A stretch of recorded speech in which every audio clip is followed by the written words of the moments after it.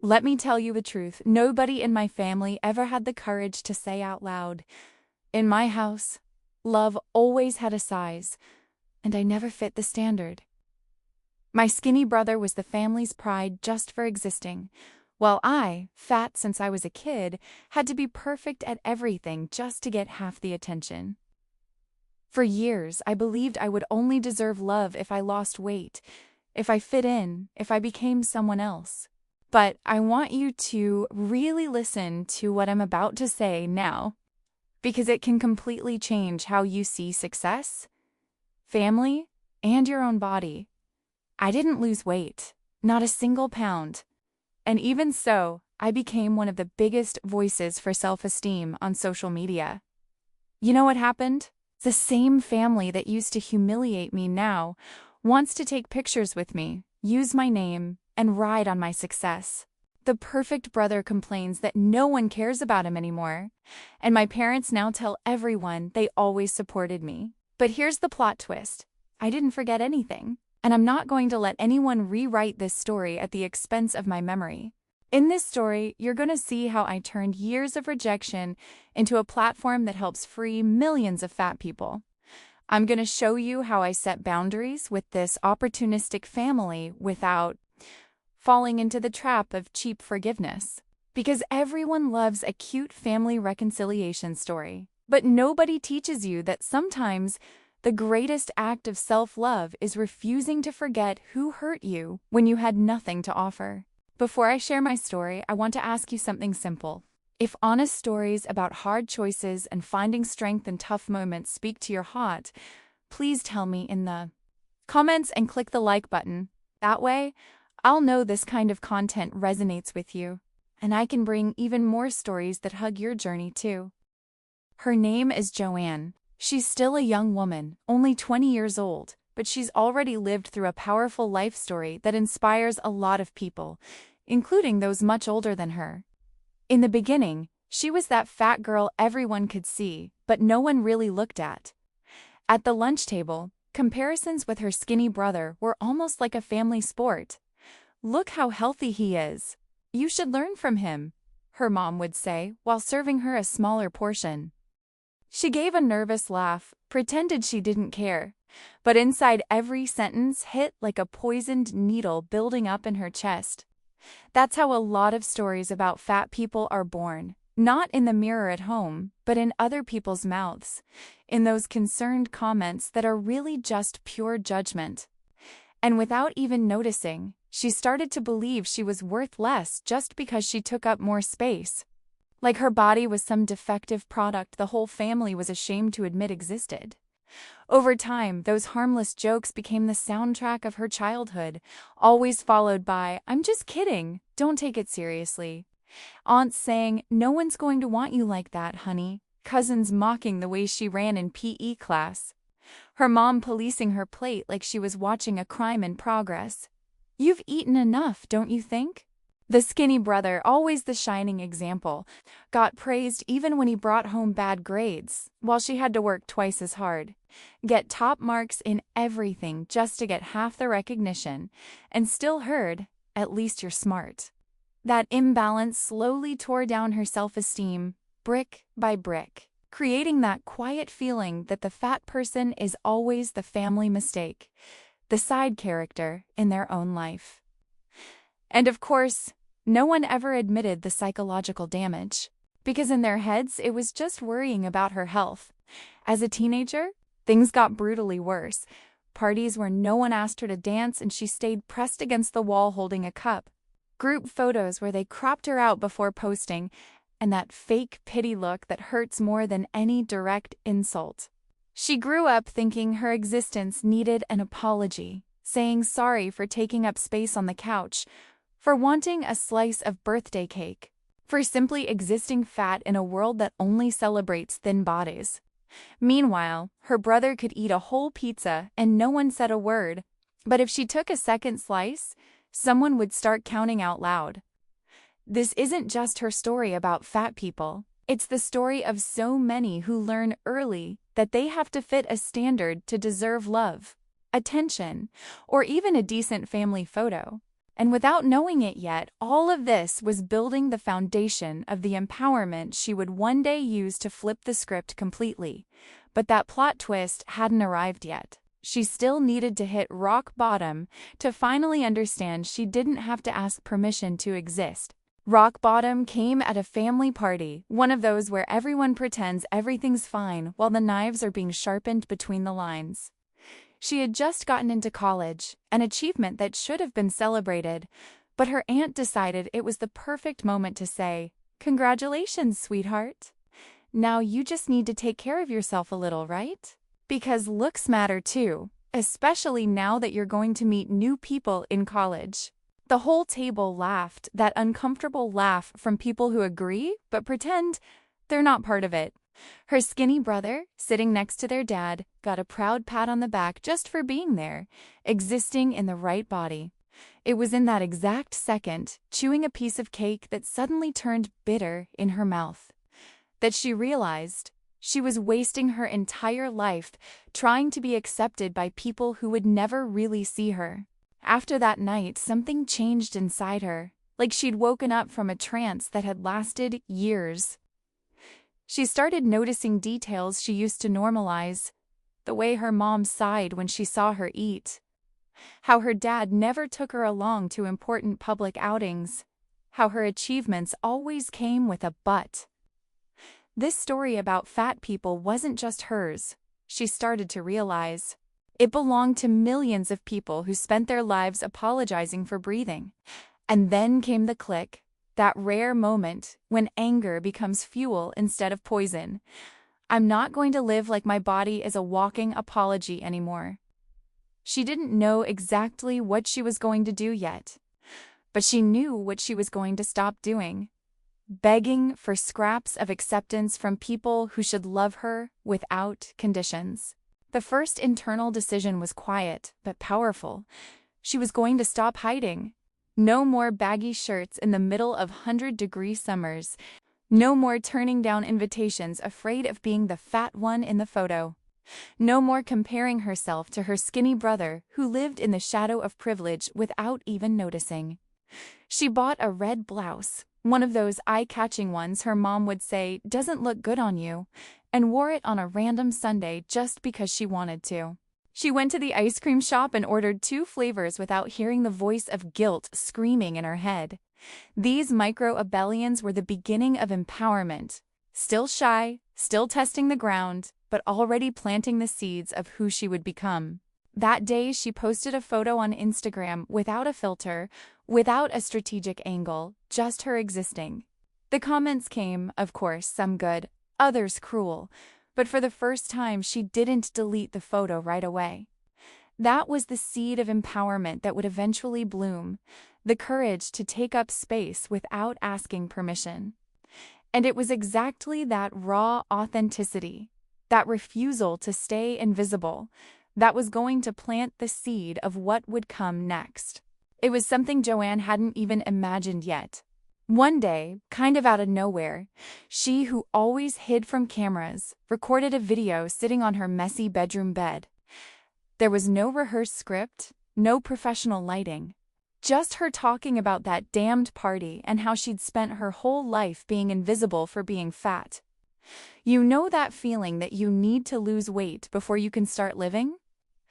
Well, I got tired of waiting for life to begin, she said, looking straight at the camera with that slightly choked voice of someone who's really venting.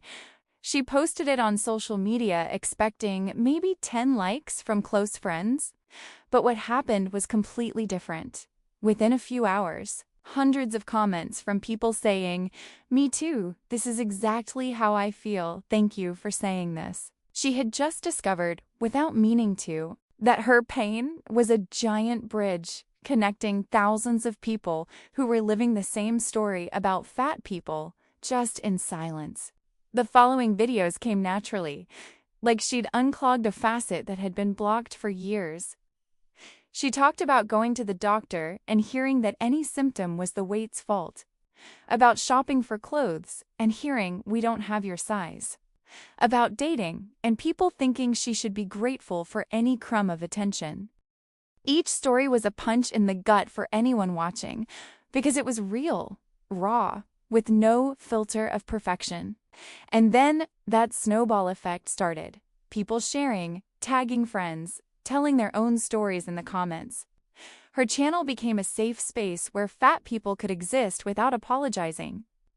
Where empowerment wasn't about overcoming the body, but about embracing it as a tool for revolution.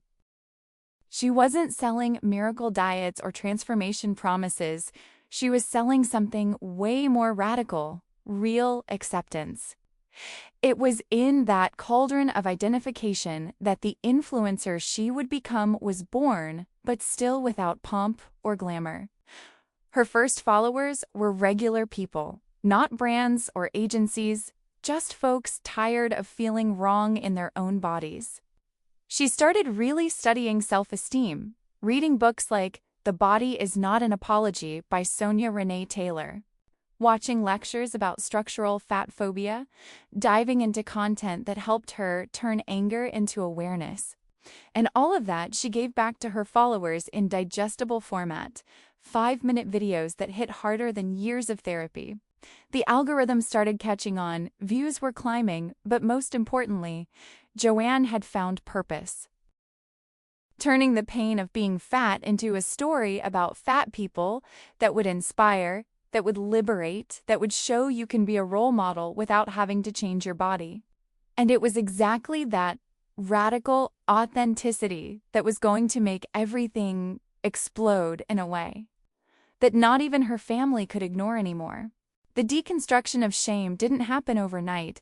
It was a slow and painful process, like peeling layers of an onion that make you cry along the way.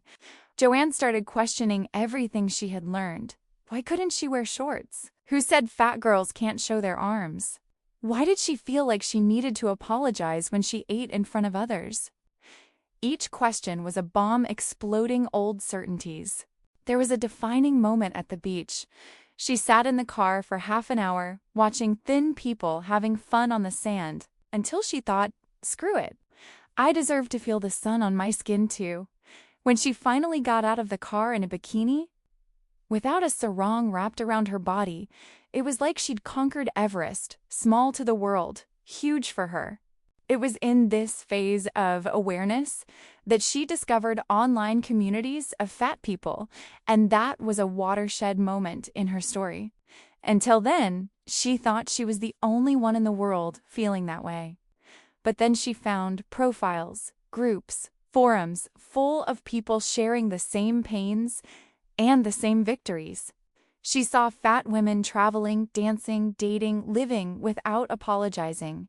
There was one phrase she read in a post that changed everything. Your body is not a renovation project, it's your home. That hit right in the heart. She started interacting timidly, liking posts, commenting, I go through this too. And little by little, she understood she wasn't alone. It's that virtual support network, even without her realizing it at the time, was preparing the ground for her to also become an active voice in this movement. Joanne would discover that very soon. With the channel's growth came a storm she didn't expect to face so soon. The haters showed up in droves, comments saying she was promoting obesity, that it was irresponsible to talk about self-esteem without talking about health, that she was going to die young if she didn't lose weight. People were sending diets through DMIs, personal trainers offering to train her for free to save you. Nutritionist doctors making response videos saying she was encouraging disease. The funniest and saddest part is that these same people never worried about her mental health when she was being destroyed in childhood. But now, fat and happy, everyone became a concerned expert. She quickly realized the issue was never health, it was control. The world can't stand seeing a fat person living in peace with themselves, without shame, without apologizing, without promising they'll change. Brands started knocking on her door, some genuine, others wanting to ride the empowerment wave without understanding anything. There was a clothing company that wanted her to lose weight just a little bit to represent the brand. There was a diet app offering sponsorship if she documented a transformation journey. The pressure was insane. That you're famous, Don't you want to improve yourself? As if fame and a fat body were incompatible in people's heads. Joanne wavered a few times, looked in the mirror, and wondered if it wouldn't be easier to give in, lose weight, become the fitness influencer everyone expected. But then she'd remember the thousands of comments from people saying she saved their lives just by existing fat and happy. And she understood. If she gave in now, she'd be sending the message that in the end, everyone has to fit in anyway. It was at that crossroads that she made the most important choice of her career, to be a fat role model, no asterisk, no but, no promise of future change. She recorded a video responding to the haters, not with anger, but with sharp teaching. She explained the difference between health and aesthetics, dismantled the myth that every fat person is sick, showed studies about how the stress of fat phobia does more harm than weight itself. She turned down million-dollar partnerships that demanded she'd change her message, only accepted brands that sold to truly fat bodies, not those XXL sizes that barely go past a size 12. This story about fat people became a story about dignity, about not selling out for crumbs of conditional acceptance. And it was exactly that firmness, that refusal to perform regret, that solidified her as an undeniable voice of the movement and made her family, from afar, start paying attention in a very different way. College was a whole separate chapter in this story. It became a social minefield she had to cross every day. Suddenly, Joanne was no longer the invisible fat girl sitting in the back of the room that nobody cared about. Now she was that girl from the video, and everyone had an unsolicited opinion about it. Some people came up to congratulate her with genuine admiration, but there were also the sideways glances, the little groups whispering when she walked by, that weird energy of envy mixed with contempt. The worst were the classmates who had never spoken a word to her and now wanted to give advice. Don't you think it's risky to expose yourself like that? Be careful not to lose job opportunities in the future, as if their concern were real and not just disguised discomfort. The professors had all kinds of reactions, and some were absolutely embarrassing. There was a psychology professor who used her channel as a case study in class, without asking permission, discussing in front of everyone whether it was empowerment or victimization. She sat there, dying of shame, while her classmates debated her life like it was a lab experiment. On the other hand, there was a communications professor who pulled her aside privately and said, "You have something rare, an authentic voice. Don't let anyone convince you to stop." Those words were a relief in a sea of judgment, validation that she wasn't crazy, that this had real value. But overall, the academic environment made it clear that being fat and having a voice bothered way more people than she imagined. The turning point came when she had to present a group project, and a classmate refused to work with her, saying bluntly, "I don't want my name associated with this story about fat people. It might hurt my professional image." That hurt, but it also lit a fire. She did the project alone, presented it brilliantly, and at the end of class posted a story talking about fat phobia in academic environments without naming names. But everyone understood. The video blew up, the whole college was talking about it, and the administration even called her in to talk about maintaining harmony in the environment.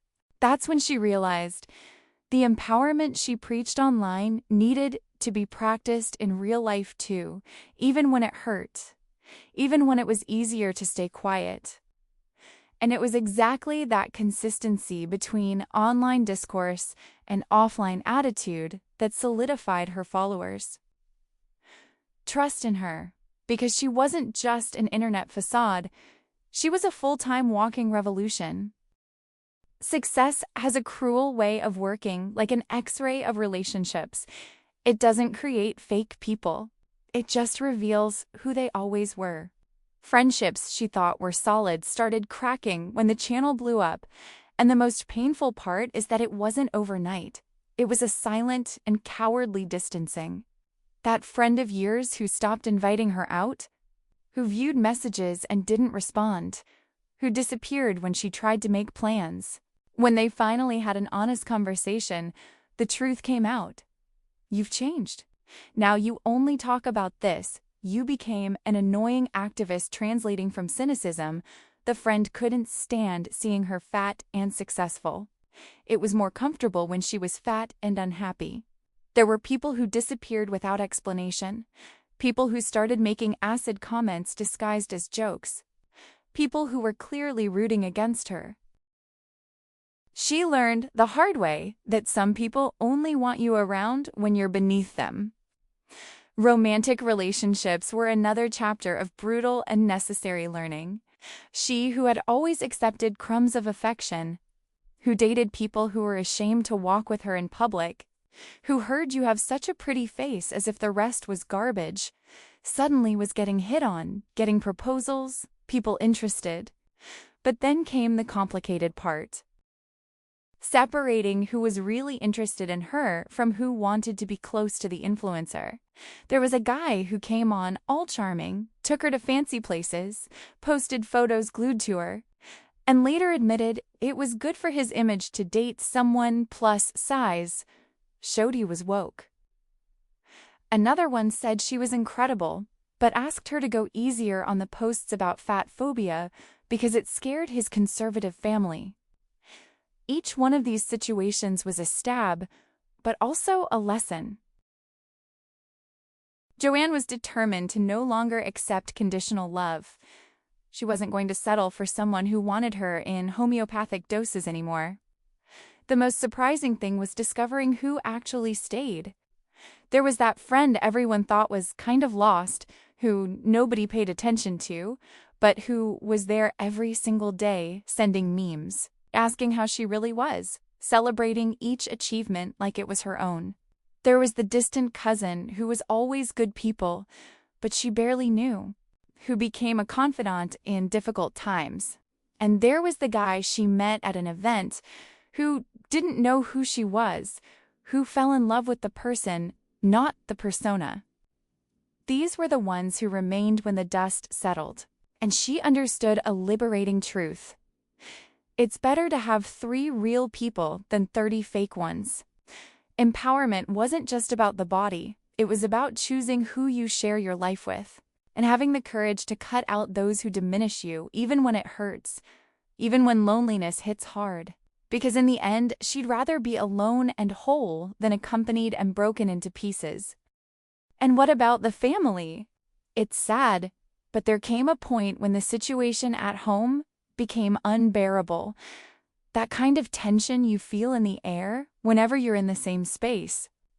They wanted the perks of her success, the visibility, the prestige of saying my daughter, the opportunities her name brought, but didn't want to take responsibility for the past. Her mom, who spent years policing her plate like a food cop, started sharing videos on her WhatsApp status with captions like, "My daughter, so inspiring." Her dad, who was ashamed to take her to important events, now sent links to the company group saying, "Look at the talent I created." And her skinny brother, the one who'd been the favorite his whole life without any effort, suddenly wanted to appear in her stories, asked to be mentioned, as if they'd always been best friends.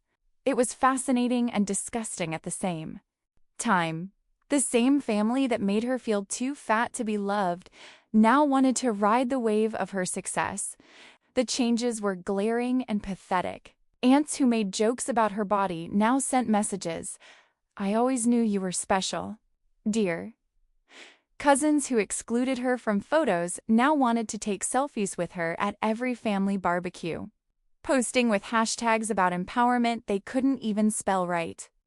Her mom started inventing revised stories of the past, telling the neighbors. She always supported her daughter's self-esteem, conveniently forgetting the forced diets and poisonous comments. The worst of all was her brother. He who lived on a golden pedestal his whole life now complained that nobody cares about him anymore, as if it were her fault that he'd never done anything besides exist thin. She saw all of that and understood the game perfectly. The family's pride wasn't for who she was, but for what she represented now. Status, visibility, and especially the possibility of money. But she was no longer that girl who begged for crumbs of acceptance. She had built an entire career speaking truths about how fat people are treated. She wasn't going to romanticize the past now just because the family decided to wake up to reality. When her mom suggested doing some videos together, mother and daughter, she responded with surgical calm. "Where were you when I was crying in my room after your comparisons with my brother? When her dad wanted her to mention his company in videos to help out, she gave it to him straight.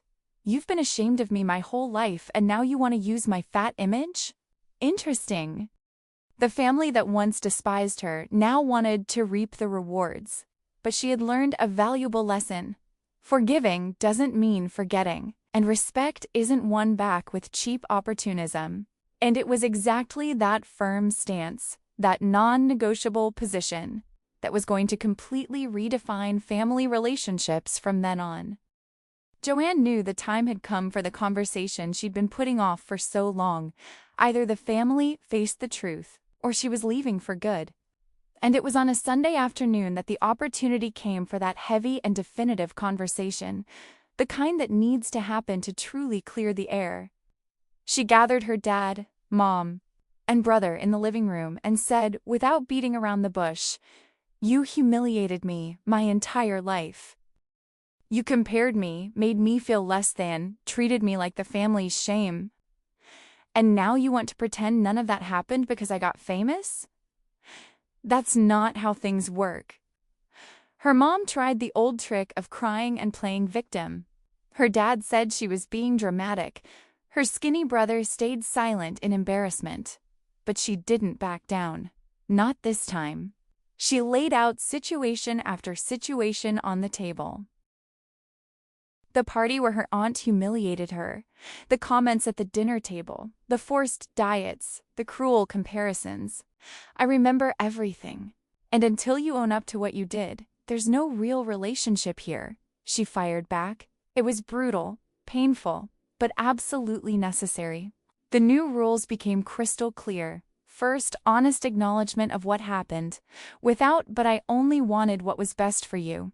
Second, total respect for her work, no asking for partnerships, promotion, or using her name to gain something. Third, zero comments about anyone's body, food, or appearance ever again.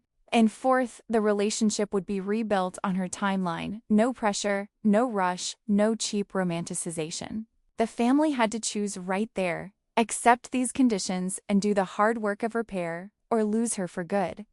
It was uncomfortable watching them process it, realizing they no longer had control, that the rejected fat girl now made the rules. But that's exactly what needed to happen for any chance of healthy coexistence. Respect started being rebuilt right there, not on top of convenient forgetting, but on raw, naked truth. Joanne learned one more lesson from her family that she would carry for the rest of her life. That empowerment wasn't just about accepting your own body.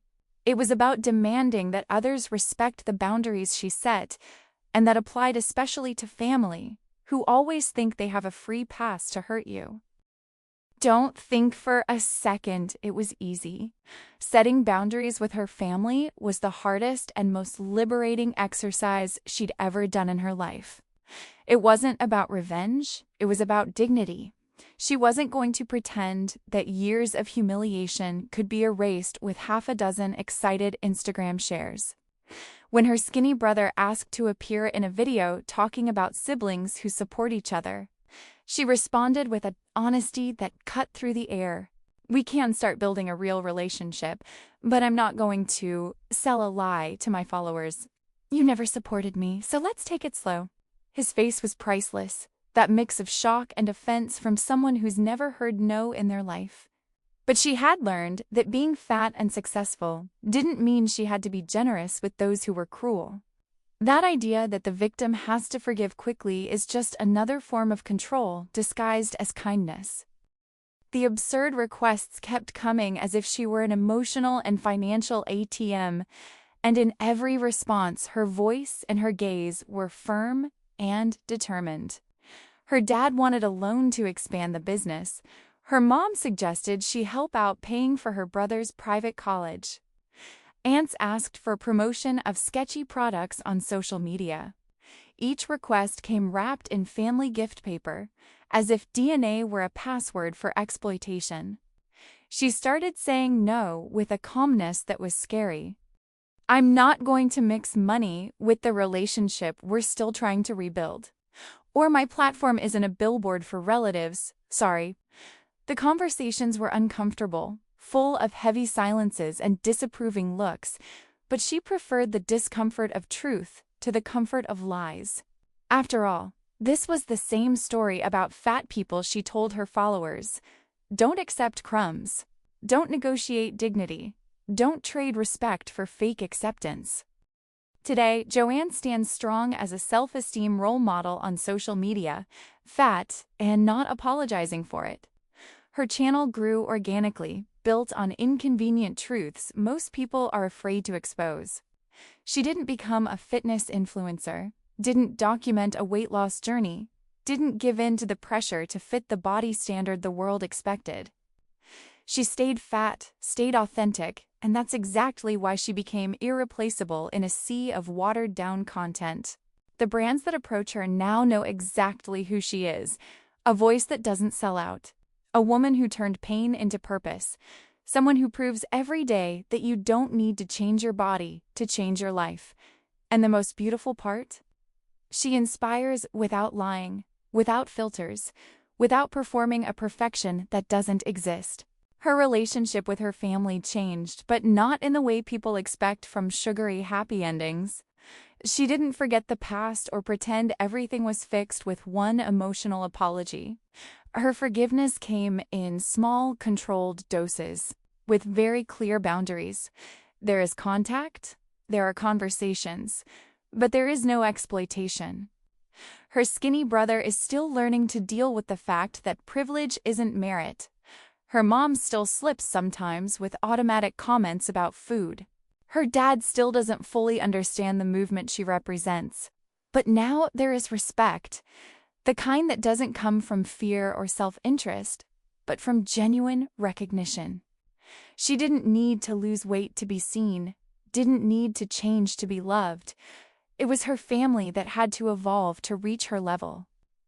The biggest lesson she carries and shares with the millions who follow her is revolutionary in its simplicity.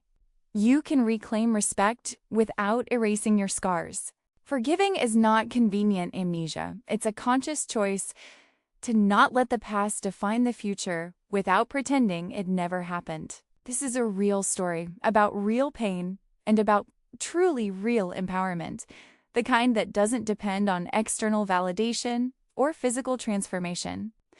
Joanne proved you can be fat, successful, respected, and happy at the same time without having to trade one for the other.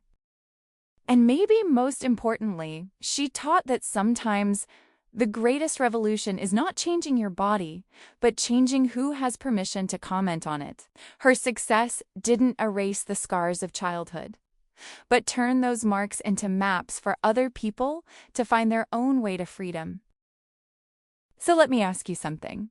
How long are you going to keep asking for permission just to exist? How long are you going to accept crumbs from people who should be giving you the whole feast?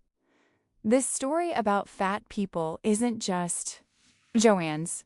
It's yours too. It belongs to everyone who's ever been told they need to change to deserve respect. But here's a truth that might hurt at first and free you later. You don't need to lose weight, fit in, or become someone else to be worthy of love, success, and recognition.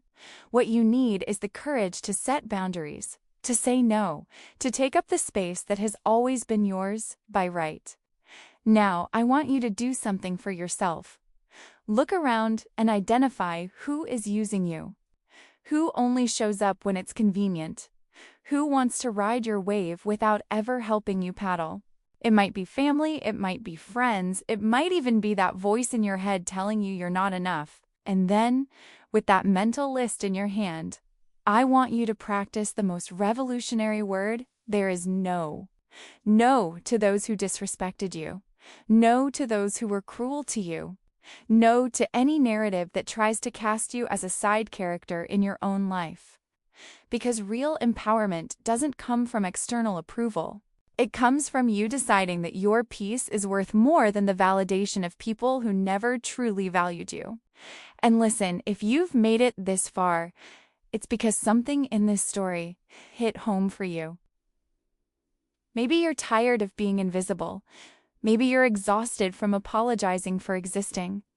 Or maybe you just needed to hear someone say, it's okay not to forgive the people who hurt you. Whatever the reason, know this, your journey matters, and there are millions of people in this community who understand exactly what you're going through. Subscribe to the channel and turn on notifications, because every week I share real stories, without filters, without sugarcoating. Stories that will help you build the life you deserve without having to change who you are. The revolution starts when you stop trying to fit into other people's standards and finally allow yourself to exist. I'll see you in the next video.